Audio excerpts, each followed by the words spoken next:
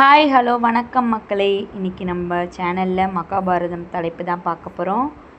அனைவருக்கும் இனிய இரவு வணக்கம் மக்களே. தலைப்பு 90வது தலைப்பு. வாங்க கதைக்குள்ளே போகலாம்.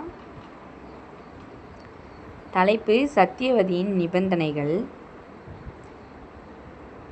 சத்தியவதி மற்றும் பீஷ்மரின் வாழ்க்கையில் முக்கியமான திருப்பங்களை கொண்டது இந்த பகுதி. கங்கை நதியில் பீஷ்மனை தேவவிரதன் சாந்தனு மகாராஜாவிடம் ஒப்படைத்த பிறகு சத்தியவதி அஸ்தினாபுரத்தின் ராணியாக முடிசூட்ட விரும்புகிறாள். ஆனால் அவள் ஒரு முக்கிய நிபந்தனையை முன்வைக்கிறாள். அவளுக்கு பிறக்கும் மகனே அஸ்தினாபுரத்தின் அடுத்த அரசராக இருக்க வேண்டும் என்றும், சாந்தனுவின் தர்ம சங்கடம். சாந்தனு பீஷ்மனை நேசித்தாலும் சத்தியவதி மீது கொண்ட அன்பால் தர்ம சங்கடத்தில் ஆழ்கிறார்.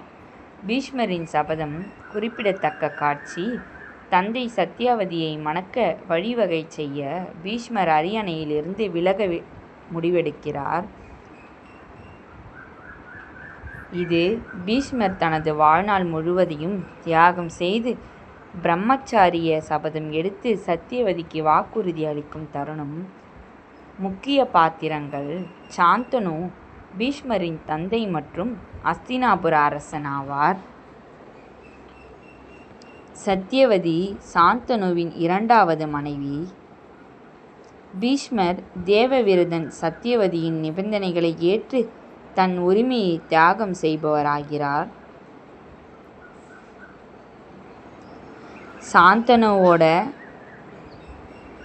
இந்த இடத்த ஆளணும்னு சொல்லி பீஷ்மர் சொல்கிறாரு. சத்தியவதியும் அதுதான் எதிர்பார்க்குறாங்க. அதுதான் சத்தியவதியோட நிபந்தனைகள். இன்னைக்கு